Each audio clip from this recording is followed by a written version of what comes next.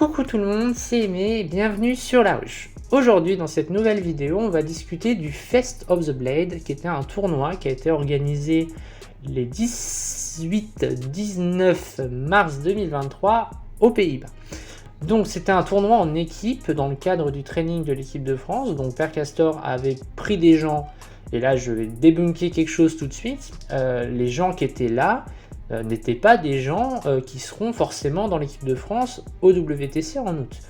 Il faut savoir que le travail de sélectionneur, c'est de faire des tests, de tester des joueurs, de voir ce que ces joueurs-là valent sur table, dans la fiabilité des estimés, le comportement sur table. Donc on n'avait clairement pas la meilleure équipe de France pour y aller, en partie grâce à moi avec mes tyrannides qui me suis un petit peu faufilé tel un génie stealer dans un Space Hulk, mais globalement on n'avait clairement pas la meilleure équipe de France, c'était clairement pas l'ambition. Le but c'était clairement de faire un bon résultat, mais Père Castor a dû faire avec les disponibilités de chacun. Faut juste savoir, bon, évidemment quand la vidéo sortira, certaines choses seront passées, mais la Ligue 1 c'est dans 2 semaines, le French Wargame Day c'est dans 1 semaine. Pour certains, il y a les playoffs de la Ligue 1, enfin le passage Ligue 1, Ligue 2 qui va se dérouler, si ma mémoire est bonne, au mois de mai. Donc l'actualité Wargame est extrêmement chargée dans ce début de printemps. Donc voilà, tous les joueurs qui auraient pu être dispo pour ce tournoi, soit ne l'étaient pas d'eux-mêmes, soit ne l'étaient pas parce que trop chargés pour le planning Wargame, etc. Donc voilà, attention à ça, on n'y a pas été avec l'équipe probablement la plus pertinente, mais on a vu faire, en tout cas le capitaine, Père Castor, a dû faire avec les joueurs qui étaient dispo. Donc voilà. Donc au niveau de mes coéquipiers, donc on était donc Père Castor en Dark Angel, moi-même en Tyrannide, Lamar en QG Stealer, Petit Nico en Astramitarum, Zeka en Craftworld, Moyashi en Tau, Mogor en Orc et Ashord en Necron. Donc on avait un roster correct, j'en parlerai un petit peu en conclusion. Il y a eu certaines choses qui auraient pu être mieux faites. De toute façon c'est très difficile d'avoir un parcours parfait en équipe. Comme je dis souvent, un match-up d'équipe ça se joue souvent en égal, et globalement c'est des faits de jeu, des tours 1 qui orientent vers une win ou quoi, ou parfois des erreurs de jeu, mais c'est rare. Souvent ce qui finalement change en général une ronde qu'on estime gagnée et qui passe en perdu, c'est souvent les erreurs d'estimés. Parce qu'en fait, quand on fait des pairings, en fait, on cherche à placer les joueurs en fonction de leur espoir de gain ultérieur. C'est-à-dire que quelqu'un qui a une matrice moyenne, s'il a plus qu'un match positif et 3 matchs très négatifs, il va y avoir une notion un peu de sacrifier. On va envoyer cette personne pour qu'il prenne la liste la plus pourrie adverse qui emmerde les autres, de manière à libérer la matrice des autres. Sauf que si la matrice des bons joueurs, enfin des joueurs qui doivent marquer des points, est fausse, non seulement vous envoyez un joueur en sacrifice sur un match compliqué, mais en plus si le gars de chez vous qui devait scorer, finalement une erreur d'estimé ne gagne pas, à ce moment-là vous tombez dans la défaite.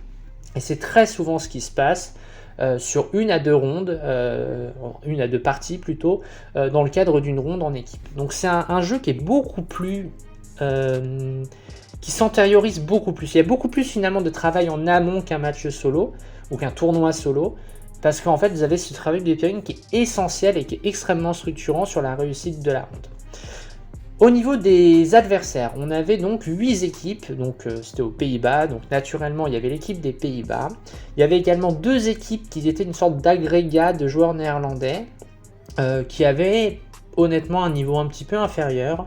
Alors je ne saurais pas quantifier, mais en tout cas moi mon premier adversaire qui était un joueur tôt me semblait vraiment dépassé, donc je ne sais pas exactement le niveau. Il y avait des très bons joueurs, notamment le joueur GK que j'ai affronté en dernière partie qui était l'un des membres de cette équipe là, les Wardice, et qui du coup eux a priori n'étaient pas tous extraordinaires, mais en tout cas ce joueur là était bon. Donc je pense qu'il y avait une très grande hétérogénéité dans les groupes de joueurs de ces 2 équipes-là, un petit peu mercenaires néerlandais. On avait donc l'équipe des Pays-Bas, ensuite l'équipe de la Pologne, l'équipe du Luxembourg, l'Islande et la Belgique. Donc on avait donc 8 équipes qui étaient honnêtement très cool, il y avait une super ambiance, donc c'était très sympa. Ça a permis moi de revoir des gens que j'avais vus au WTC, donc c'était intéressant, en tout cas c'était très cool pour ça. Bon voilà pour l'introduction, donc voilà. on en parlera en conclusion, il y a des choses qui ont été perfectibles, mais gardez vraiment à l'esprit que en ce moment, au printemps, l'activité Wargame française est extrêmement dense, et c'est bien normal, tout le monde ne peut pas être disponible pour tout. Donc on doit faire avec les disponibilités de chacun, et notamment, en fin de compte, moi je me suis un petit peu incrusté dans le truc. Alors incrusté, non, c'est pas le terme, mais moi j'avais dit à Percustor que j'étais dispo pour faire ce tournoi avant que la data slate arrive, et il se trouve que j'avais été retenu, sauf que le Tyrannide entre-temps s'était pris une méga gifle, et donc à ce moment-là j'avais dit à Percustor, si vous voulez perfer, ce qui était l'objectif, franchement, zéro problème, ne me prends pas et prends quelqu'un d'autre pour essayer de perfer et tout. Et il m'avait dit non, j'ai envie qu'on y aille, le Tyrannide, ça va surprendre, etc. Donc il m'a prise et c'était assumé. Maintenant, très honnêtement, je pense qu'on avait des lacunes au global sur notre roster qui était à mon avis assez moins bien ficelé que celui des Belges notamment, voire même celui des Polonais. Donc je pense qu'il y avait sans doute des choses mieux à faire en tout cas en termes de roster. Je trouve qu'on avait par exemple beaucoup de gunline qui ont été, notamment notre taux a été mis en difficulté parce qu'il ne pouvait pas vraiment se placer et donc il se faisait attraper sur des tables qui ne l'arrangeaient pas, donc c'était compliqué. Donc voilà, notre roster était sans doute perfectible et c'est aussi entre guillemets un petit peu inhérent à la saison de Wargame, comme je vous disais, qui est très dense et qui empêche certains joueurs d'être disponibles pour ce tournoi. Voilà, avant de passer à mes différents match-up, la liste que je jouais, donc c'était la liste que vous avez eu l'habitude de voir, modulo cette fois-ci, j'avais remplacé les 3 Reapers volants par un Pyrovore pour en fait essayer de faire derrière les lignes ennemies, et dans le cas où je ne prends pas ce secondaire, ça donnait quand même une unité qui avait un petit punch pour pouvoir nettoyer des petits cordons, des petites unités. Donc je trouvais que c'était plus intéressant finalement que les Reapers qui malheureusement face à des joueurs un peu aguerris, vous ne les placerez pas votre adversaire va vous deny la possibilité de faible chez lui, et du coup vous avez vraiment une unité qui ne sert à rien parce que vraiment zéro létalité. Là où le Pyrovore a quand même une certaine forme de létalité, donc j'en étais assez contente de mes quelques tests que j'avais fait avec, c'est pourquoi je l'avais remplacé pour... j'avais mis dans ma liste plutôt en remplacement des Reapers.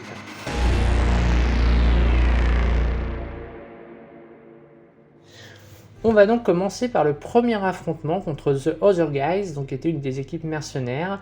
Je suis apparié contre un joueur tôt qui joue un cadre Fireblade, un Cold-Star, un commandeur, des Crisis, des Croûtes, des chiens croûtes, des drones.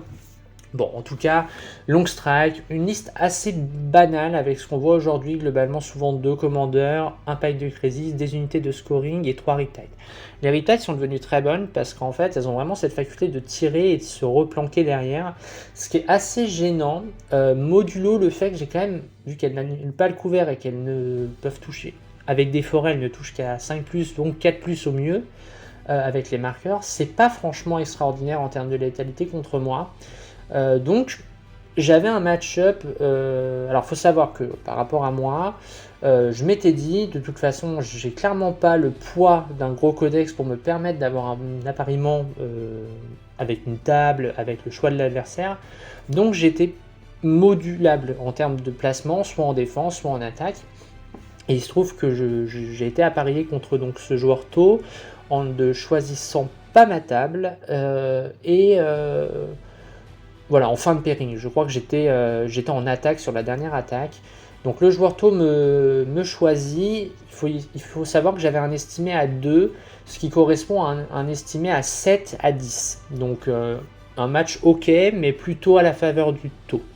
Parce que évidemment, s'il est de taux à sa table, c'est plus du tout la même histoire. Donc je ne peux pas me permettre de me dire, de toute façon, je vais me cacher, je vais lui annuler son primaire et puis je vais gagner comme ça. Parce que sur une table un peu plus déchargée, avec en plus Long Strike qui aurait pu me tuer facilement mes Carnifex, qui était assez structurant dans ce match-up là, c'était quand même assez...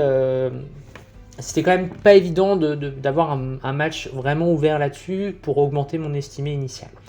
Donc bon, la partie est relativement bien engagée pour moi parce que mon adversaire a le redéploiement, enfin n'a pas de redéploiement réellement sur la table, il a juste les mouvements pré-game.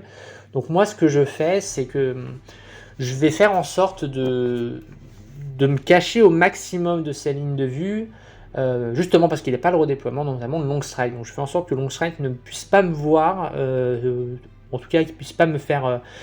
s'il me voit, en tout cas, c'est un Carnifex qui va mourir, mais il n'y aura pas grand-chose. Ce que je voulais vraiment éviter, c'était de me faire...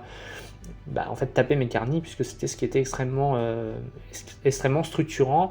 Mais j'avais estimé qu'il ne pourrait pas me tuer 2 Carnifex, donc globalement, j'aurais toujours 2 tirs de canon venin lourd pour me permettre de répliquer à ce long strike.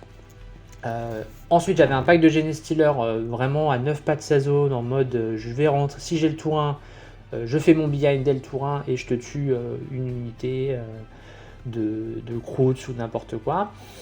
Et globalement, voilà, donc j'avais un déploiement relativement safe, mais avec des possibilités d'agression, sachant que la table n'était pas hyper chargée, il y avait un petit bloquant chez lui.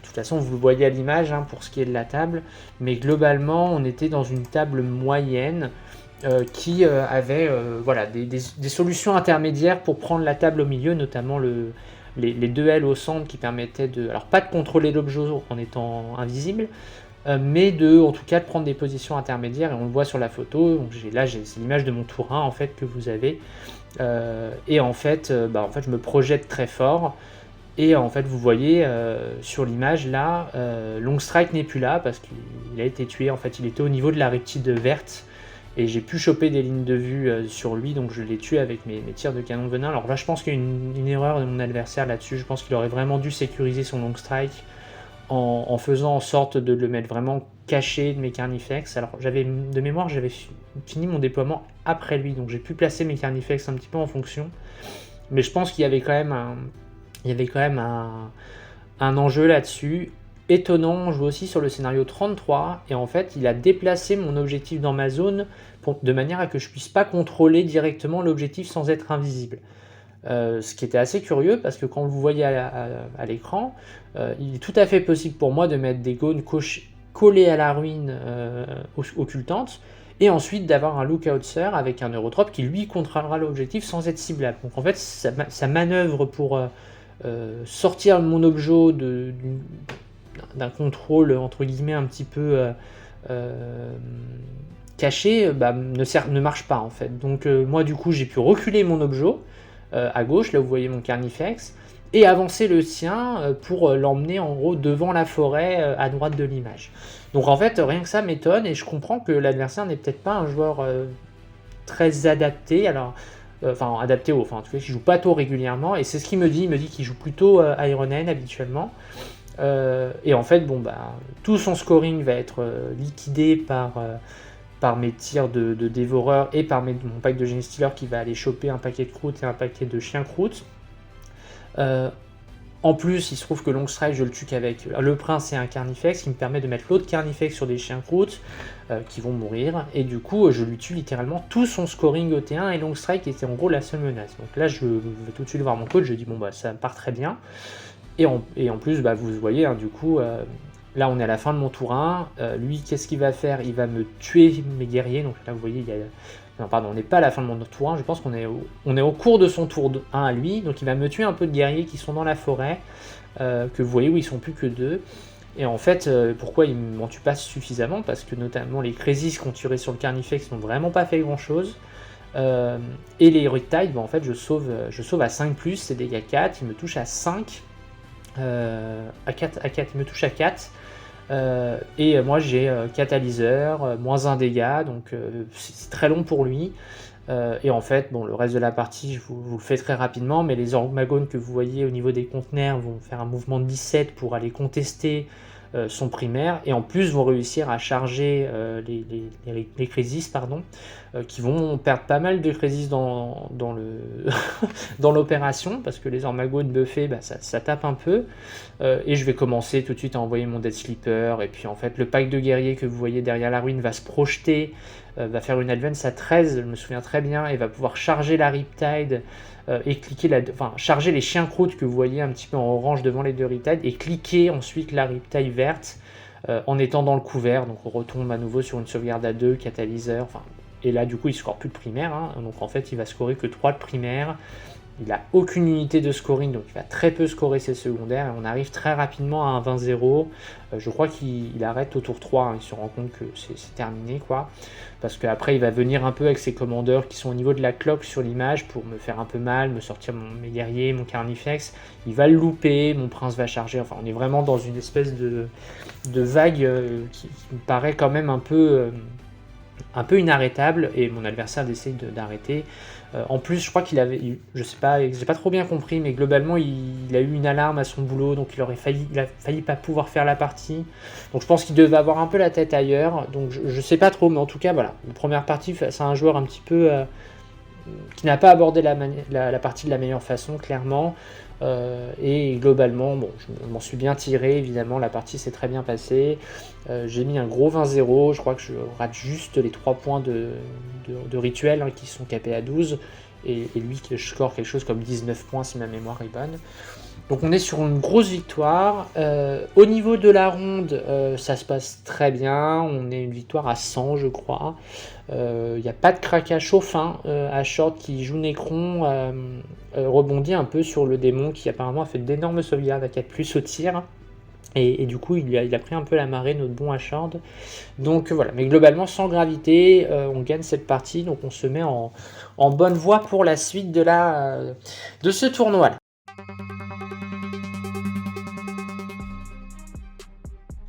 On passe maintenant à la deuxième ronde, donc la deuxième ronde contre les Pays-Bas, donc quand même une équipe, on rentre là, ça y est, dans une équipe en tout cas sérieuse, sans porter atteinte du tout aux autres équipes, mais en tout cas moi j'avais bien senti qu'il y avait quand même un gros delta de niveau.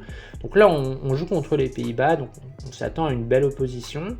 Je suis appareillé contre un World Eater, alors je crois que je ne suis pas placé en attaque, là, je ne sais plus, j'ai un doute. Je crois que je suis placé en def et il m'attaque avec le World Eater et je ne sais plus quoi. Et on choisit de m'envoyer sur le World Eater. Donc je choisis une table sans forêt avec des conteneurs pour, entre guillemets, cloisonner son attaque. Pourquoi? Parce que les Hayboon bougent très bien, mais du coup, ils passent pas facilement d'un côté à l'autre des conteneurs, et surtout, je voulais pas que les forêts m'impactent. Alors lui, il aurait été également impacté, mais c'est surtout que moi, j'ai du tir, et je voulais pas me retrouver à toucher à 4+, donc je prends exprès une table sans forêt, qui est la table numéro 7. Pour affronter ce match. J'ai un estimé initial à 3, ce qui correspond à un 10-13. Pourquoi? Parce que j'ai déjà fait le match World Eater. Il faut savoir que j'ai une armée World Eater que je me suis monté un peu en prévision de cette armée-là. Je ne sais pas si je la jouerai parce que je ne suis pas fan du gameplay. Mais je suis une armée que je connais. Globalement, c'est une armée que je connais. Je l'ai un peu regardée. La question s'était même posée de partir en World Eater, que ce soit à ce tournoi ou à la Ligue 1, mais je préférais y aller en Tyrannide, parce que j'estimais que je ne ferais pas forcément mieux en World Eater qu'en Tyrannide. Donc j'apprenais ce match-up avec envie, parce que c'est un match que j'aime bien, c'est un match-up de close qui tire pas, donc je suis très contente. En plus, il y a un peu de tir, hein, notamment cette liste avec 2 rhinos, vous l'avez à l'écran. C'est globalement une liste qui développe une dizaine de tirs force 4 sans PA, ce qui fait que je peux laisser mes ormagones dans la pampa, entre guillemets, en laissant un ou deux bonhommes à couvert. Je sauve tous ces tirs à 3+, ce qui fait que il a clairement pas la ressource pour m'affaiblir mes packs d'orma, voire même s'il tire dessus, ça peut me donner avec le repop des avancées gratuites. Donc c'est un match que j'aime beaucoup parce que ça me permet vraiment de prévoir mon agression, parce que je charge de plus loin que lui, et de manière un petit peu aléatoire. Alors c'est bien ou pas bien, mais en tout cas pour lui c'est beaucoup plus dur à prévoir parce que je peux advance ses charges que lui n'a pas. Donc voilà, je commence la partie. Donc vous avez la carte à l'image, en photo en tout cas. Donc en fait je fais un déploiement assez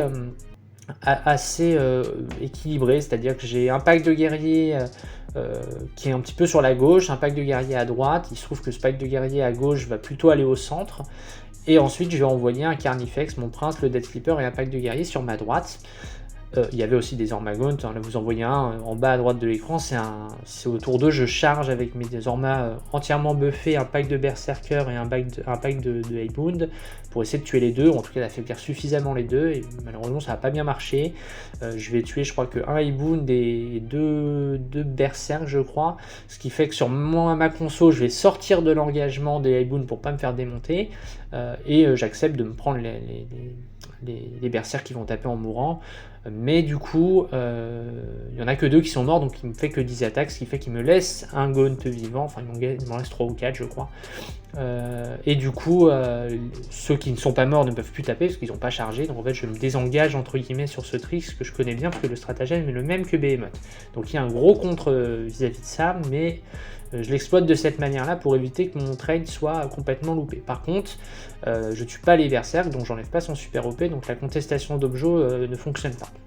Pourquoi j'avais tenté ça? Parce qu'effectivement le World Eater score très bien en termes de secondaire, donc je sais que le delta doit se faire sur le primaire principalement, sachant que moi j'ai des secondaires agressifs, hein, j'ai joué No Prisoner, Festin Crânien, et je crois que j'avais pris Behind. C'est ça, j'avais pris Behind. Donc voilà, j'ai des secondaires qui se scorent bien, mais quand même, le delta doit se faire clairement sur le primaire face au World Eater, parce que sinon ça ne fonctionne pas. Donc le but c'est de mettre le moins de ressources possible sur les objectifs, pour que votre adversaire envoie des choses sérieuses dessus, que vous les retirez, et pour aussi en fait gagner le jeu de trade comme ça. Il se trouve que là, la photo, on est au tour 3, je crois, on est à mon tour... non, on est à la fin de son tour 2. On est à la fin de son tour 2 à lui. Donc ce qui s'est passé, c'est qu'il m'a... Non, on est avant la phase de charge, avant sa phase de charge. Donc en fait, ce qui va se passer, c'est qu'il va me tuer mon Orgama tout seul à la phase de charge. Il va m'envoyer les Highboon sur mes guerriers, ils vont m'en tuer 3. Et les berserks vont charger également les guerriers. Ils vont se prendre l'intervention héroïque du lictor, ce qui était attendu. Il va taper avec ses berserks qui vont mourir. Enfin, voilà, il va me tuer, mais globalement, il va me tuer 2 guerriers, je crois, enfin 3 guerriers sur ce pack-là. Parce que j'ai le moins 1 dégâts, enfin j'ai des ressources quand même pour l'affaiblir un petit peu. Et surtout, je vais me faire tuer mon Carni également par les Exalted qui sont juste à côté de mon Carni. Et en fait, là, c'est juste avant l'élément clé donc, de la partie. Ce qui va se passer, c'est que vous voyez tout en haut à gauche, j'ai encore des Ormas, des tyrans de garde, un Broodlord. Et en fait, il est obligé de mettre beaucoup de ressources sur mon flanc en bas de la table. Parce que s'il ne le fait pas, je vais lui prendre son objo. Et en fait, le prince va être inarrêtable. Donc il décide d'envoyer au tour 3, donc un tour d'après par rapport à la photo. Je suis désolé, je ne peux pas faire des photos à chaque tour parce que c'est quand même des événements qui sont assez lourd en termes de comment dire, en termes de concentration, c'est assez lourd et on est dans les parties et on a du mal à sortir de la partie pour faire des photos. Donc j'essaie d'en faire pour vous montrer un peu la table, mais je ne peux pas faire, en tout cas humainement, je ne peux pas aussi faire du rapport de bataille like entre guillemets. Donc voilà, je fais 1 à 2 photos par partie et malheureusement c'est difficile de faire plus. Mais en gros, ce qui va se passer, c'est que au tour 3, moi je vais avancer avec la partie haute de mon armée, là où il y a le Broodlord, etc. pour me mettre en position de contestation de son propre objectif chez lui. Et vous voyez, mes guerriers sont quand même en contrôle d'Objo du centre, mais quand même assez loin, ce qui veut dire qu'il est sur des charges à 7 ou 8, qui sont quand même dramatiques si elles ne se passent pas. Parce qu'en fait, il perd son pack de Highboon littéralement derrière. Et donc, ce que je vais faire, c'est qu'à partir du tour 3, il y aura un truc assez... Alors, je pense que c'est pas du tout scandaleux ce qui se passe, mais mon adversaire avait beaucoup d'espoir sur ça. C'est que mon prince ensuite va aller... En fait, là, vous voyez, là, tout ce qui est au niveau de l'objectif en bas va mourir sur mon tour 3, c'est-à-dire que les Highboon vont mourir, les berserks sont morts sur un Phantom's Death, enfin une interruption de mes guerriers. Le Carnifex va mourir sur les Highboon, mais du coup, moi, mon prince va aller éclater les Highboon. Et lui, qui a des Highboon derrière la zone qui est entre guillemets sur le côté droit, la petite ruine, il y a un paquet de 3 Highboon derrière qu'on ne voit pas. Et en fait, ces mecs-là vont aller charger mon prince, sauf que en fait, je vais claquer une transhumane et il va pas me le tuer du tout. Il va me faire que 3 PV, il va mourir en retour. Et en fait, là du coup, je gagne cette bataille sur ce flanc-là. Et en fait, après, je vais simplement à chaque tour envoyer un super OP sur l'objectif chez lui. Il faut savoir que j'ai aussi un pack d'Ormagone sur mon objectif chez moi. Donc en fait, ce pack-là au tour 3 va prendre la place des guerriers. Et ensuite va aller au tour 4. En fait, ce qui fait que je vais lui contester son primaire et il va mettre, je crois, 0 de primaire au tour 3 et au tour 4. Et moi, je vais mettre 12. Et en fait, c'est ce qui crée le delta. En plus de réussir à lui faire quand même très mal, parce qu'à la fin, il lui reste que un Lord sur Juggernaut. L'Invocatus est mort.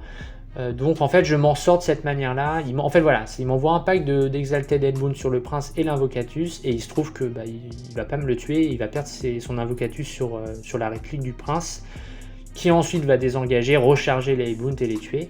Donc on est quand même sur une bonne win à ce niveau-là. Je gagne 14-6 cette partie. Donc c'était très cool, le mec était hyper cool, très sympa, il connaissait pas trop, il me dit il m'a demandé au début de la partie comment j'estimais le match-up, je lui ai dit que j'étais plutôt bien, il me dit ah bon, bah montre-moi alors, enfin très cool, le mec était vraiment sympa, donc c'était une partie super agréable, très cool ce joueur, donc hyper sympa. Voilà, donc très bonne BM, moi je fais 14-6, donc on gagne cette ronde également contre les Pays-Bas. Donc hyper contente à ce niveau-là d'avoir gagné ce match, un match-up que j'aime bien. Donc j'étais contente de confirmer entre guillemets un peu à l'international. Donc c'était cool, voilà, c'était hyper sympa comme match. Voilà, donc on gagne cette ronde contre les Pays-Bas. Donc on continue notre petite route sur ce tournoi plutôt bien. Donc on attaque la troisième ronde donc contre la Pologne, donc là des gros clients hein, pour ceux qui suivent un peu, c'est l'équipe qui est vice-championne du monde actuellement, WTC, ils ont fini deuxième l'année dernière devant les États-Unis et derrière l'Australie, donc c'est quand même des gros clients. Donc on abordait ce pairing avec beaucoup de sérieux et les Polonais, eux pas du tout, pour le coup ils étaient assez en mode crash talk entre guillemets un petit peu. Et on était quand même clairement dans du foutage de gueule, notamment sur moi. Ils m'ont pas respecté clairement parce que quand j'ai été placé en attaque sur leur World Eater, ils se foutaient un peu de ma gueule en disant ok, c'est quoi ce truc de merde, je vais la défoncer. Enfin voilà, il y avait une absence de respect complète et moi dans ces cas-là, je suis assez stoïque, je ne dis rien. Mais par contre, intérieurement, je n'en pensais pas moins. Ce brave homme avec sa chemisette et sa casquette, j'avais envie de lui faire bouffer sa casquette, quoi. Donc, et puis j'étais, alors sereine sur le match, ne disons pas ça, mais en tout cas, j'avais un match que j'avais gagné précédemment, donc je m'étais dit qu'il y avait quand même de gros moyens que ça se passe bien quand même que ça se passe bien pour moi, parce que je connaissais le match-up et je pense que lui ne connaissait pas bien le Tyranny. Même s'il a commencé à vouloir me dire oui je connais, il n'y a pas de problème et tout, en fait il n'était pas au clair du tout sur certains trucs. D'ailleurs, vu qu'il voulait, c'était acquis qu'il allait me rouler dessus, il m'a demandé si je voulais lui présenter. S'il voulait qu'il me présente son armée, je lui ai dit non, il n'y a pas de souci, je connais parfaitement ton armée, il n'y a aucun problème, je le connais. Et à l'inverse, lui, je lui ai proposé évidemment de présenter la mienne, il m'a dit non, il n'y a pas de souci, je connais aussi. Donc ça a été très vite, on a enchaîné tout de suite. Et donc voilà, donc on a attaqué cette partie. J'avais vraiment très envie de le battre parce qu'il y avait en plus des bouteilles de je ne sais pas quoi qui étaient en jeu, donc j'avais vraiment envie. Et donc, on commence la partie, je me déploie relativement, alors planqué non, mais en tout cas, en fait, je pense vraiment qu'en cas de match-up pour l'auditeur sans drop pod, à mon avis, contre moi, il faut surtout pas envoyer les 2 packs de Headboon, parce qu'en fait, la personne commit 400 points d'armée, et je ne pense pas qu'il puisse me tuer 400 points d'armée à moi, en tout cas sans que ce soit gratuit, en étant gratuit. Sachant que j'ai le Dead Sleeper qui peut quand même faire très mal.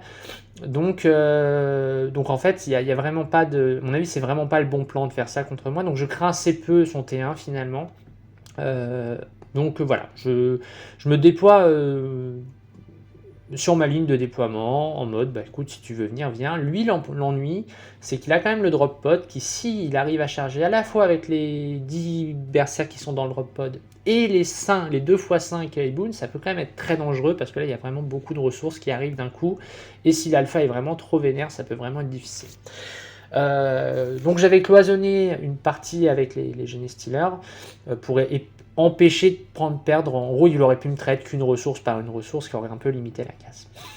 Et en plus, j'avais des unités dans les couverts pour pouvoir stand to defense pour taper en mourant ou reprendre la main. Il faut savoir aussi que cette partie, donc j'ai pas pu faire de photos réellement de cette partie parce qu'en fait la partie c'était filmée, donc je vous mettrai dans le descriptif de la vidéo le lien du live, donc vous pourrez voir intégralement cette partie pour ceux que ça intéresse. Au niveau de la partie en elle-même, donc pour vous la résumer, je commence, qui est quand même pas inintéressant, mais qui est pas, à mon avis, structurant non plus. Voilà, donc je commence. Je vais lui envoyer un pack d'Ormagone buffé sur son paquet d'Hellbound qu'il a pré-move. Je vais lui envoyer un paquet de Genestealer sur un enfant du chaos, et je sais pertinemment qu'il y a un pack de... Donc en fait, ce que je veux faire, c'est que je veux tuer le Rhino, parce que le Rhino, il y a 10 berserks dedans, donc c'est quand même cool de pouvoir tuer des berserks gratos à l'explosion. Malheureusement, je vais pas réussir à tuer ce Rhino sur mes 9 tirs de canon venin, plus le D3 mortel, plus des canons venin légers, je vais pas réussir à le tuer. Et donc en fait, ce qui va se passer, c'est que mes Genestealers vont charger cet enfant du chaos. Il va interventionner héroïquement avec un pack de berserk qui était à côté, ce que j'avais anticipé, ce que je voulais qu'il fasse, donc il perd déjà un PC pour ça. Ensuite, moi, ce que je vais faire, c'est que je vais charger avec mes Ormagones son paquet d'Hellbound qu'il a avancé, et je vais mettre un hurlement psy, l'horreur dessus pour commencer à l'affaiblir et surtout durcir le test de morale. Et je vais commencer à activer mes Stealers qui vont taper du coup sur les gars qui ont les berserks qui ont fait une intervention héroïque. Et je vais tous les tuer. Donc, il coûte, là déjà, ça lui coûte déjà 2 PC instantanément pour intervention et taper en mourant. Donc déjà, ça lui coûte 2 PC direct pour ça, alors que moi, je vais tuer un pack de berserk, et lui, il va tuer un pack de Stealer. Ensuite, il va interrompre avec les Hellbound sur mes Ormagones, qui va évidemment tuer, et mes Ormagones vont taper et tuer 4 Hellbound, et le dernier va fuir. Donc en fait, j'ai un premier tour qui est assez énervé, parce que je lui enlève finalement 200 points de Hellbound, un enfant du chaos qui est mort au un tir de canon venin, et je lui tue un pack de berserk. Donc je suis assez bien. Le seul ombre au tableau, c'était pas un ombre au tableau, c'était prévisible, mais le fait qu'il tape en mourant avec ses berserk fait qu'il me tue mes Stealers que j'aurais bien aimé garder pour faire un behind de tour 1. Arrivé son tour 1, il fait arriver donc beaucoup de choses, hein, logiquement. Il me charge avec sur mon flanc gauche mon pack d'Ormagone qui va tuer. Il me charge un pack de guerriers qui va me tuer avec les berserks. Et en fait là, on est quand même sur un tour que j'aime bien, parce qu'en fait il m'a fait mal mais pas suffisamment. Ce qui fait que j'ai encore mes 2 Carnifex, mon prince, un pack de guerriers. Et donc là, sur mon tour, je vais lui virer tout ce qui est venu chez moi, globalement. Je vais lui tuer ses 20 berserk. Je vais lui tuer de mémoire... ouais, je vais rater ma charge avec mon Carnifex, qui aurait pu être assez important pour aller choper le Lord Invocatus, ou en tout cas de le bloquer au close, et de l'obliger à mettre des ressources. Mes Genestealers vont charger les Hellbound, et ça je pense que c'était à droite, c'était pas franchement le meilleur plan, parce que du coup j'aurais juste dû lui limiter son primaire plutôt qu'envoyer mes Genestealers. Après j'ai vraiment rebondi, hein. J'ai tué qu'un Hellbound sur des Genestealers, c'était quand même assez ridicule en termes de dégâts. Mais globalement, voilà, je vais lui sortir ces 20 berserk, et surtout, j'ai un Carnifex qui est full buff, et que je vais envoyer sur les Hellbound. Et là, il y a quand même un truc qui est assez structurant quand même. C'est que, en fait, mon Carnic est full buff, hein, donc touche à 2, reroll, blesse à 2, dégâts 3. En fait, je lui fais cette sauvegarde, et en fait, il va lancer 7 dés à 5+, et il va en réussir 5 sur 7. Ce qui fait qu'il ne perd que 2 Hellbound, au lieu de perdre le pack complet, ce qui m'aurait rendu ce flanc littéralement free pour le reste de la partie. Malheureusement, en trop, là il me dit ah ouais, mais j'ai oublié de payer le Finnopen à 6 sur l'armée. Bah, je lui dis ouais, mais là t'as lancé des sauvegardes. Et moi je suis en mode cool, je me dis ok, je veux pas que la game se passe mal. Donc je lui dis vas-y, ok, fais-le, mais bon voilà. Donc il fait ça. Finalement, il perd quand même ses 2 Hellbound, parce que j'ai encore l'attaque de la masse d'os que j'avais payé, qui finit par tuer un des Hellbound qui avait écranté avec le Finnopen mon dégât 3. Mais voilà, moralité, mon Carnic aurait dû littéralement éclater ce pack-là. Malheureusement, rebondit un peu. Il va se prendre assez cher en termes d'attaque, parce que là, il payait également 2 PC pour taper en mourant. Pareil, il a tapé en mourant une fois que j'avais commencé à lancer des attaques et tout. Bon, ok, ça me paraît logique qu'il veuille taper en mourant, je lui accepte. Voilà. Donc globalement, on est sur un tour 2 où je lui rends vraiment bien la monnaie de sa pièce. Je me mets vraiment en position pour vraiment lui faire mal au prochain tour. Et pareil, mon Carnier avait tiré sur d'autres Exalted, et j'avais malheureusement pas réussi à en tuer un seul, malgré le 3 touches et des 3 blèches, je crois. Il fait 3 invus à 4.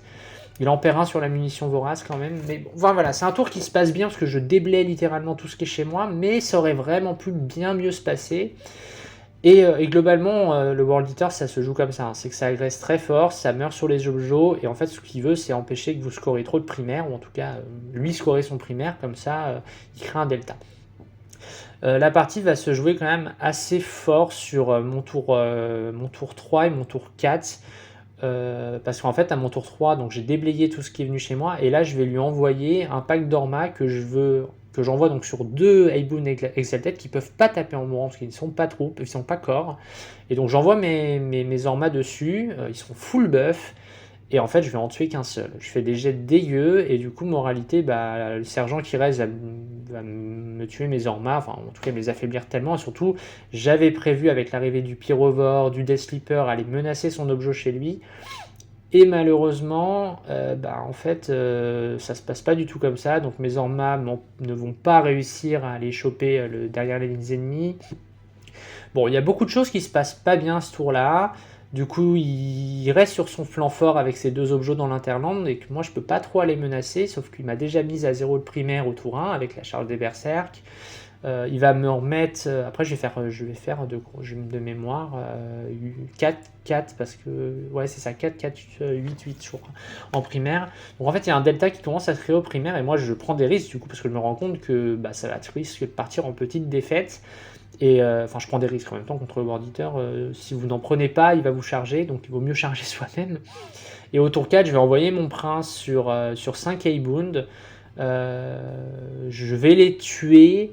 Il va taper en mourant alors qu'il avait paroxysme. Voilà, c'est quand même pas fait. Et en fait, je vais rater 3 invus, dégâts 3 sur mon prince. Je vais pas faire un seul fin open, ce qui fait qu'il va me tuer mon prince sur ça. Ce qui était très honnêtement très hors stats.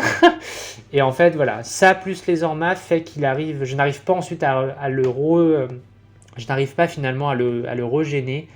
Et en fait, il y a un delta de primaire qui va s'installer, et malheureusement, je vais perdre la partie 14-6 parce que le scénario est extrêmement punitif sur le primaire, et l'avance qu'il a pris en début de partie, que je n'arrive pas à remonter par la suite, me porte préjudice à ce niveau-là. Donc j'étais vraiment déçu de ne pas lui avoir fait bouffer sa casquette, comme je dis, parce qu'effectivement, il y avait vraiment moyen. Et d'ailleurs, j'ai rigolé avec lui, parce que je lui ai dit après, je pense qu'à la fin de mon tour 2, quand j'attaque mon tour 2 et que je te lave tout, t'as dû un peu flipper. Il fait ouais, j'avoue que c'est vrai que je n'avais pas anticipé les tapes en mourant, les pas de strat, etc. Donc je pense il m'a un peu respecté après. Et même Castor qui a été voir Typhus, le capitaine polonais, en lui disant t'as vu, ton gars il a un peu chié. Il fait ouais, apparemment c'était chaud. Donc voilà, entre guillemets, je pense qu'il est reparti avec une certaine forme d'enseignement, même si voilà, nous l'équipe s'est fait démolir. On a vraiment perdu assez fort contre la Pologne, notamment parce que des estimés ont complètement dévissé, des matchs positifs, en tout cas qu'on pensait positifs, ne l'étaient pas, et en ça ça a été un peu dommage. Donc voilà, assez déçu à ce niveau-là, mais personnellement vraiment déçu de ne pas avoir pu battre ce gars. Je pense que c'était très honnêtement prenable. Je pense que sur un scénario non-domination, ça serait passé en égal. Et je pense que si j'avais eu un peu de réussite sur mes 2 clauses, la Lézorba et le prince qui n'était pas mort, ça aurait changé pas mal la donne, parce que du coup, mon prince meurt, donc il garde l'objet, donc il peut aller à la fin venir sur mes objets, puisqu'on garde les objets, rappelez-vous, sur ce scénario-là. Donc voilà, après, j'ai fait quelques petites erreurs que vous pourrez regarder dans le stream si vous le souhaitez. J'envoie un moment mon Broodlord. Alors, Broodlord n'a pas grande utilité à ce niveau-là, mais je pense que j'envoie mon Broodlord un peu trop en sécure sur des cultistes pour vraiment les tuer, et je pense que c'était pas nécessaire. Mais voilà, en tout cas, c'est une partie qui est cool. Moi, j'aime bien cette partie contre le World Eater. Je trouve que c'est vraiment une partie sympa. Là, le fait qu'il ait le pod, c'était vraiment très intéressant, je trouve, dans la liste, d'avoir un pod qui permettait cette possibilité-là de venir agresser dès le tour 1 avec vraiment 3 ressources. Et là, du coup, c'est vraiment dur, parce que si les 3 charges réussissent, ça peut quand même être, même potentiellement les 4, avec le pod également qui peut charger, ça peut vraiment être dur pour votre adversaire, parce que là, vous lui nulez vraiment très fort son primaire. En plus de ça, c'est assez... c'est un match qui est assez compliqué, en tout cas, moi je trouve. Compliqué. C'est un match qu'il faut jouer vraiment sérieusement. Mais c'est aussi un match que j'aime beaucoup parce que c'est match-up de close et qui tire pas. Et donc je trouve que le Tyrannide a vraiment son épingle du jeu à ce niveau-là. Ouais, voilà,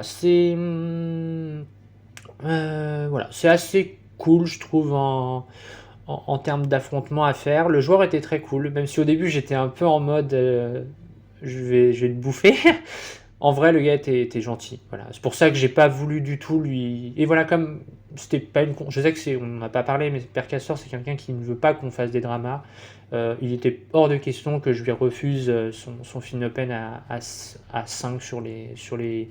Voilà, pareil, à la fin de la partie, il va charger mon Neurotrope, ce qui ne servait strictement à rien, mais du coup, il ne fait pas l'action du scénario, ce qui lui permettait de prendre littéralement 2 à 3 objets. Voilà, je lui autorise à rollback. Enfin, voilà, je lui ai autorisé des choses. Voilà, après voilà, c'est ok. Voilà, en tout cas, partie très cool. Le mec était gentil. Voilà, je suis déçu parce que j'aurais vraiment aimé défendre ma réputation et celle des Tyrannides. Malheureusement, je ne l'ai pas défendu autant que j'aurais souhaité, mais c'était une belle partie. En tout cas, bravo aux Polonais.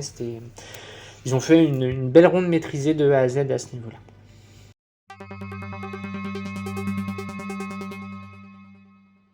On poursuit maintenant avec les parties du dimanche. Donc en première partie, j'ai affronté Liam en Crafoord l'Arlequin contre la Belgique. Donc des joueurs qu'on connaît bien parce que la plupart des gens sont des gens qu'on affronte régulièrement sur TTS. En tout cas, moi personnellement, je pense que sur 8 joueurs, il y en avait 6 que j'avais déjà affronté sur TTS.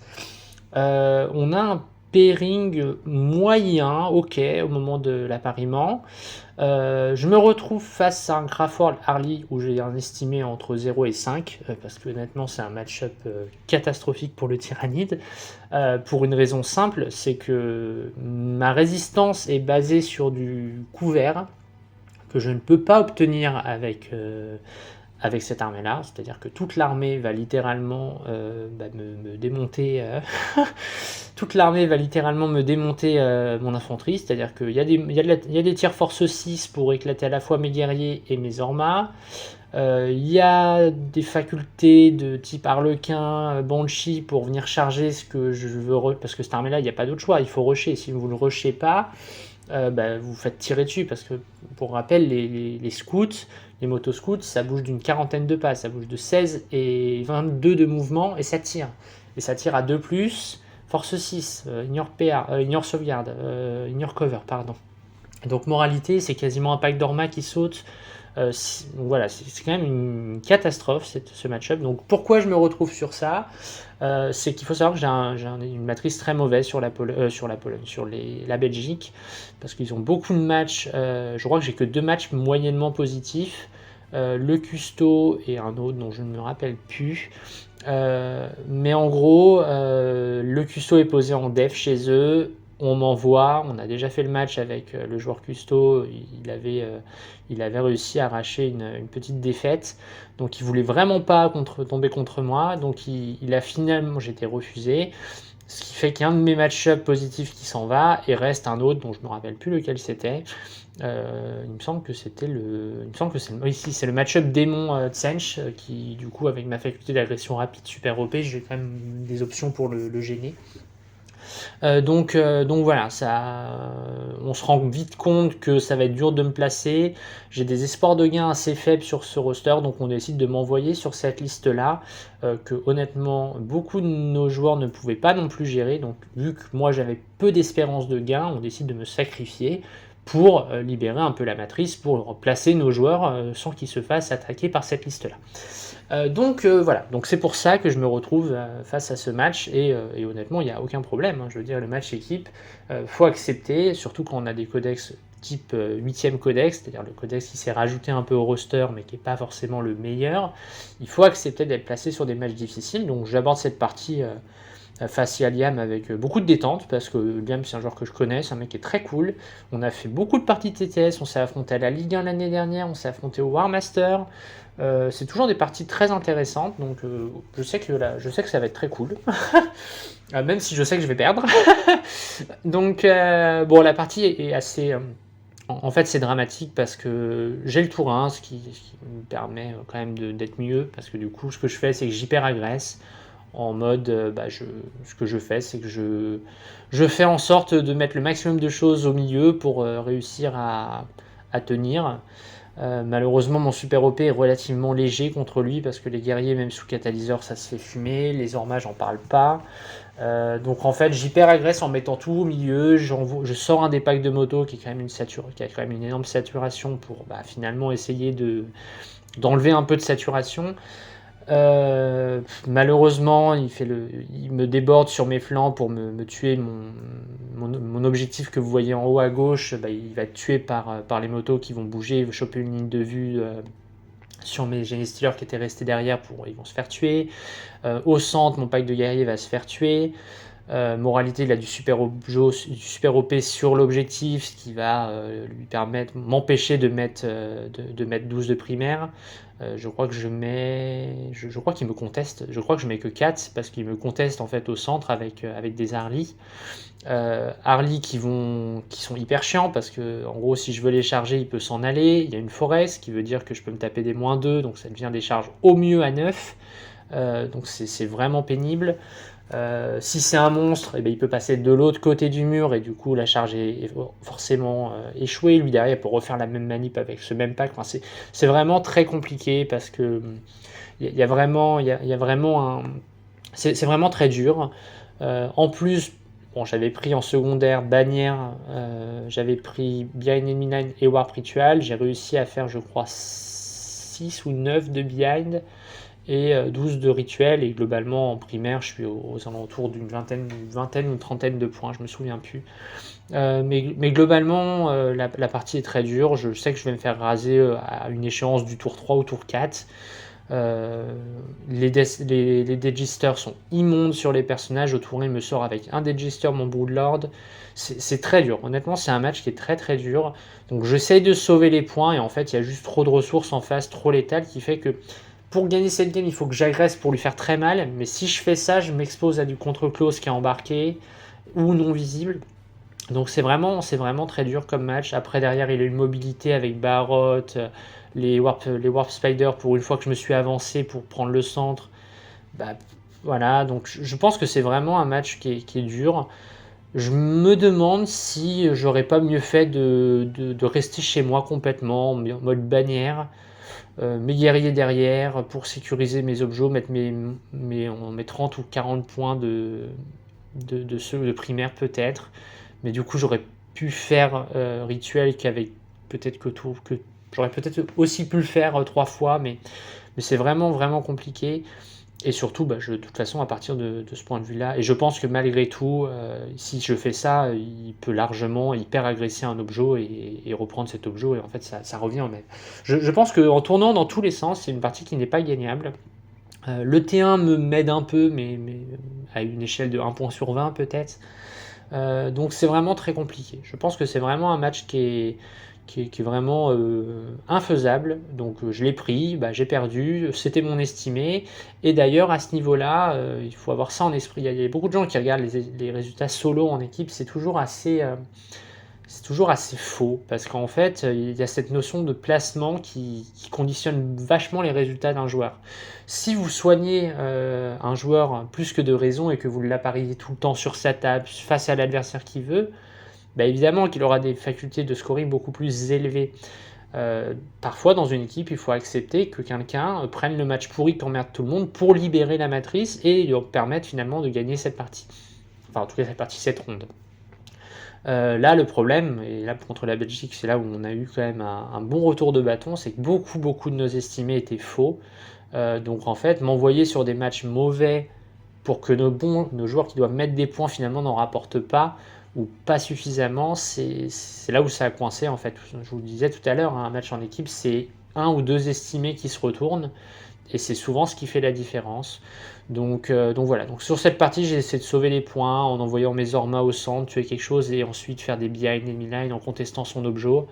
Mais honnêtement c'est peine perdue, enfin je veux dire il y a tellement d'unités en face, tellement létales, qui ont tellement de solutions, enfin je veux dire les motos, dès que vous les chargez vous pouvez potentiellement prendre un -3 à la charge, donc c'est vraiment en termes de stats c'est vraiment un enfer, c'est tout au fil de l'épée, sur le fil de la lame à chaque fois, Et si ça passe pas, c'est juste dramatique. Et si ça passe, de toute façon, c'est pas très grave parce qu'il y a encore d'autres sources.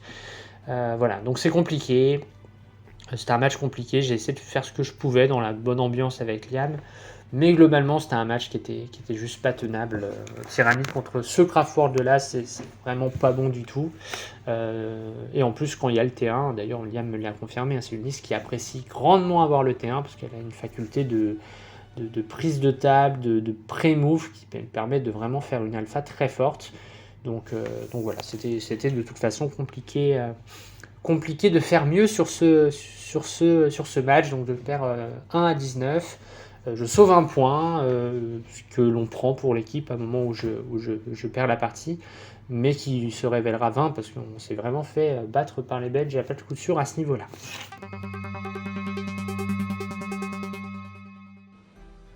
On attaque donc la 5e ronde face aux Wardice, donc une équipe de néerlandais un peu mélangée. Là aussi, j'ai une matrice pas ouf. Il y a beaucoup d'armées de tir qui me gênent. J'ai que 2 matchs corrects, c'est le démon et le GK, en estimé 10-13. J'attaque donc le GK. Qui me choisit et on part donc sur une bataille où l'adversaire choisit sa table. Il va prendre une table avec des forêts pour contraindre grandement les déplacements de mes monstres, ce qui était plutôt judicieux. Et en fait, instantanément, la partie se tend un peu, parce qu'en fait, il me dit, du coup, t'as le camouflage naturel? Je lui dis oui, et il me dit, donc t'as pas de couvert sur les monstres? Je suis si je suis dans un danse, je bénéficie d'un +1, et là il commence à me dire ah non ça marche pas, donc là on perd un quart d'heure littéralement pour trouver l'arbitre au milieu du début de la ronde, enfin un peu le bordel. Et finalement l'arbitre tranche dans mon sens, mais la petite affaire nous consomme quand même un certain temps sur la cloque. Le problème de couvert va encore avoir lieu en milieu de partie, où en gros il va pas vouloir m'autoriser un couvert sur le Dead Sleeper alors je suis derrière un conteneur. Là aussi on perd du temps, donc voilà, la partie se tend un peu, c'est dommage parce que son armée était très jolie. Moi je jouais Tyrannide avec mon armée que je trouve correcte, et lui il avait une jolie armée, donc je me suis dit c'est cool, une partie en Warhammer avec des jolies figurines toutes peintes, sans proxy, tout WYSIWYG, enfin ça me plaisait beaucoup. Et ouais non, le joueur était un peu froid, donc dommage, la partie était un petit peu tendue. Pas qu'il était désagréable, mais voilà, il était sûr de lui, moi aussi, et en fait j'avais raison et pas lui, donc je me suis pas laissé faire, et donc ça a fait perdre beaucoup de temps sur la ronde. En plus c'était la dernière partie du tournoi, donc nécessairement les orgas sont un peu plus regardants, il y a des gens qui ont des heures, moi j'avais beaucoup d'heures de voiture derrière, donc voilà, il faut que le tournoi à un moment il se termine, il faut la remise des prix, donc la cloque de fin de la dernière ronde, souvent c'est un petit peu strict quoi, donc, et c'est bien normal d'ailleurs, mais en tout cas voilà, là c'était un peu compliqué parce que j'ai rarement des problèmes d'arbitrage à ma table, et là pour le coup il y en a eu 3, vous allez voir, on a déjà débriefé 2, il va y en avoir un autre. Donc en gros la bataille se lance, globalement on s'échange des tirs habituels, moi des coups de canon venin, lui des tirs de psy-canon et de Gatling, voilà, on se fait un petit peu mal, on se trade des ressources sur nos objets en vue de faire du trading, tout simplement. À son tour, il y a eu le tour 1, donc à son tour 2, il va m'agresser, c'est l'image que vous voyez à l'écran, il va m'agresser avec 2 paquets d'intercepteurs sur mon objet à moi, dans le but de tuer à la fois mes guerriers et mon Broodlord. Le premier pack va s'activer sur mes guerriers, je vais -1 dégâts, ce qui va me permettre d'en garder 2. Donc ça c'est cool, parce que du coup je perds pas mon pack de guerriers, donc c'est plutôt intéressant. Après il active ses 5 autres intercepteurs sur mon Broodlord, et là il le loupe. Alors peut-être pas énormément de chance, mais j'ai calculé les stats, c'était un peu plus de 50% de chance que mon Broodlord meurt. Il se trouve que j'avais la possibilité de reroll, voilà, ça a cassé un peu son séquençage, et du coup mon Broodlord est resté vivant, ce qui a permis à mon Broodlord de se débarrasser de ses 5 strikes, et surtout de garder l'objectif sécure. Donc ça a quand même été assez impactant, parce que du coup j'ai assuré mon 8 de primaire à mon tour 2. Ces strikes là vont se faire nettoyer ensuite, et donc là on arrive à mon tour 2, où en gros mon prince que vous voyez à l'écran va charger accompagné des tyrans de garde, le Nemesis Drake Knight au centre, mes tirs vont aller sur l'autre Nemesis qui est en bas à droite, qui va mourir, qui tenait l'objet. Et là, du coup, bon, vous voyez des Orma sur l'écran, mais ils sont morts, hein, la phase de tir, il me les a tués, donc je les avais plus. Donc en fait, j'ai pas de super OP sur l'objet, et lui va décider de faire une intervention héroïque à 6 avec Castellan Crow pour ramener du super OP sur l'objet. Et en fait, je comprends pas bien la manœuvre, parce que pour moi, c'est pas une bonne idée, parce que du coup, je pensais que mes tyrans de garde allaient tuer le Nemesis Drake Knight seul, ce qui du coup permettait à mon prince de taper allègrement sur Castellan Crow, et il suffisait qu'il rate une sauvegarde pour mourir. Mais je vais donc, j'apprends à ce moment, enfin je le sais, mais il me rappelle que Castellan Crow peut taper en mourant. Je me dis ok, très bien, bah écoute, je vais activer mes tyrans de garde qui vont tuer le Nemesis Drake Knight, donc je me prends l'attaque de Castellan Crow qui me fait 2 PV de mémoire à mon prince. Et du coup mon prince tape, et malheureusement il va se faire 5 invulnérables à 5+, à 4+, sur Castellan Crow, ce qui fait qu'il ne meurt pas. Et là c'est un peu dramatique, parce que le problème c'est que du coup il est super OP, et donc il va mettre 12 de primaire alors que je m'étais organisé pour qu'il fasse que 4. Donc là petite déconvenue un petit peu pareil que pour mon Broodlord, on va dire, même si là c'était quand même un peu plus hors stat, mais c'est des choses qui arrivent. Et en fait on va arriver à son tour 3 à lui, et donc vous voyez là en gros il va mettre. Et c'est surtout que j'avais organisé aussi le fait que mes tyrans de garde allaient pouvoir faire potentiellement un overrun pour ensuite venir complètement bloquer l'espace entre les deux ruines pour me permettre en fait d'empêcher que le Nemesis Grandmaster qui est derrière puisse venir m'agresser, quoi. Et en fait, tout le problème va venir de ce qui va se passer maintenant, c'est que en fait, il va charger avec ses strikes sur mon prince. Le Nemesis Drake Knight va aller nettoyer mon Carny, voilà, globalement. Hein. Et ensuite, bah, en fait, on va faire le combat. Donc, il va charger avec ses strikes, il va pas me tuer mon prince. Il va taper avec Castellan Crow parce qu'il a un fight first, il va pas me tuer mon prince. Et donc moi je vais décider, je me dis bon maintenant, voilà, fini de rigoler, Castellan Crow je vais le couper en 2, je le tue.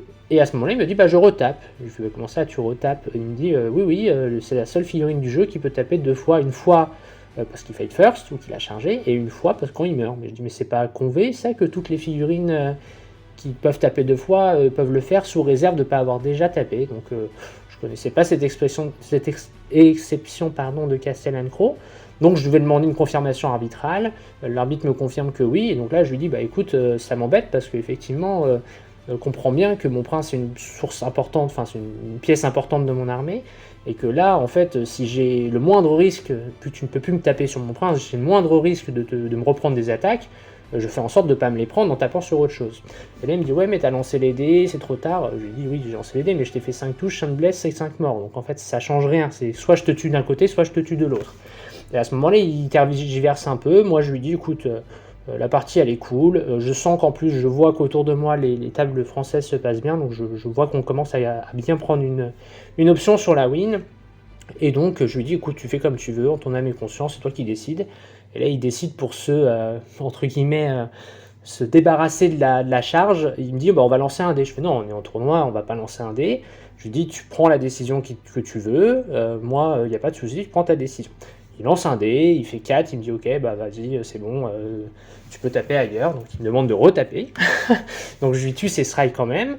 Et voilà, on en est là. Et en fait, malheureusement, ça nous fait perdre énormément de temps sur la partie, ce qui fait que le tour 4 et 5, on le théorise. Et en fait, il commence à y avoir pas mal d'animations autour de la partie, notamment des gens qui rangent, tout ça. Et on nous dit de nous dépêcher, que la clock est finie. Donc en fait, on fait vite le scoring à la fin. Et en fait, on se rend compte que, moi j'ai réussi à lui prendre des personnages, etc. Donc j'ai scoré pas mal. Mais j'oublie à ce moment-là qu'en fait j'ai les objectifs les objectifs qui ont été pris par des objectifs sécures restent, et en fait j'oublie que je peux faire du coup des behind plus facilement, enfin j'oublie certains trucs parce qu'on joue vite, voilà. Il me met un doute sur le fait qu'on soit au tour 4 ou au tour 5, alors bref, la partie finit vraiment brouillonne, et moralité on calcule les points, c'est un 12-8 pour lui. Objectivement, je pense que si on est peaufin jusqu'au bout, qu'on fait la partie, ça va plutôt vers un 11-9 ou un 10-10, d'un côté ou de l'autre d'ailleurs. Et globalement, voilà, moi j'en ai marre de la partie, clairement c'était épuisant. Et je sais qu'on a gagné, parce qu'en plus au tour 3 on me dit c'est bon, on a la win, donc je suis ok, bon en fait on se bagarre pour la gloire quoi, mais voilà. Et quand voilà la partie, les arbitres qui commencent à dire ok c'est fini, bon bah, moi je jette un peu la game en mode bah ok marque ce que tu veux, ok tu fais ça, ok. Et en fait c'est là où j'oublie les objectifs rémanents, et donc j'oublie notamment pas mal de points de behind et un contrôle d'objectif. Donc je pense que j'oublie 7 points, ce qui correspond à un 8 au lieu d'un 4 de primaire et 3 points de behind.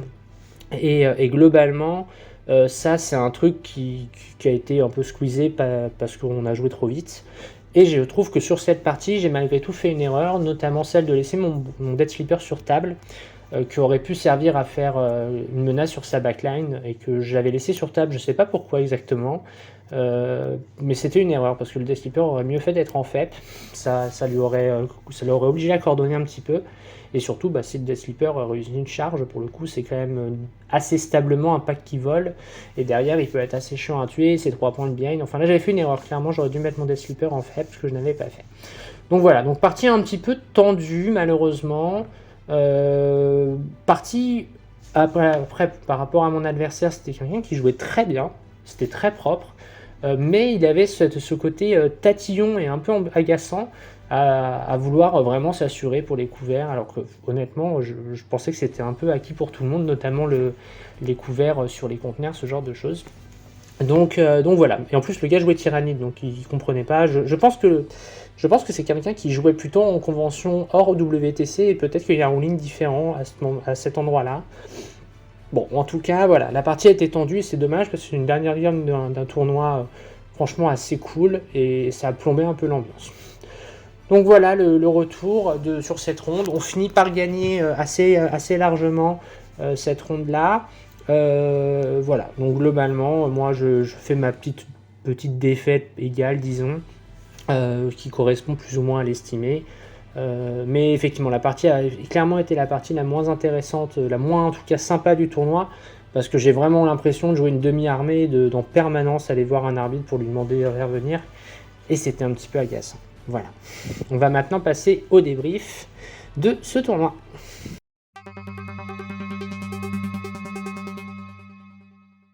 On va donc passer au débrief de ce tournoi. Donc premièrement, un débrief plutôt collectif. Donc on termine 3e sur 8, ce qui est honorable. Maintenant, on aurait, je pense, dû faire un peu mieux. Maintenant, tout ça, c'est à mettre en perspective avec le fait que le planning et l'agenda est assez chargé pour nous Français avec la Ligue. Donc il y avait pas mal de gens qui étaient parfaitement pertinents à mettre dans ce roster-là, qui n'ont pas pu se libérer. Là où par exemple la Belgique, je pense, avait vraiment une équipe très proche du top niveau qu'ils pourront aligner au WTC, donc je pense que ça c'est à prendre en compte. Ensuite, il y a clairement eu du travail à faire encore, hein. Il y avait des gens qui avaient des estimés probablement un petit peu audacieux, voire même par moi, peut-être que j'en avais aussi, hein. Sauf que moi, peut-être que j'étais à parier sur des gens où j'étais sûr, mais voilà, le but c'est pas de jeter la pierre à qui que ce soit. C'est toujours difficile de s'estimer face à des listes, parce que même si vous affrontez quelqu'un qui joue cette liste-là, peut-être qu'il ne la jouera pas comme l'adversaire que vous aurez le jour J. Peut-être que la ressource d'appariement que vous estimez ne pas être nécessaire pour cette liste, l'équipe adverse considère que si, et donc tout ça, ça peut faire des erreurs d'appariement et d'estimer, enfin basées sur des estimés faux. Donc voilà, donc en tout cas, moi je suis ravi d'avoir été dans la sélection. Ça m'a permis de me montrer un peu, de faire des trucs avec mes tyrannides où clairement j'étais la seule, donc on considérait que sans doute que le codex n'était pas jouable. Bon voilà, j'ai fait des choses, je fais 50 points sur 100 possibles, ce qui est moyen, mais ce qui est attendu finalement. Donc je suis contente de moi. Je pense que j'ai fait des petites erreurs qui étaient notamment par rapport au Death Sleeper, peut-être parfois le mettre en fait, parfois non.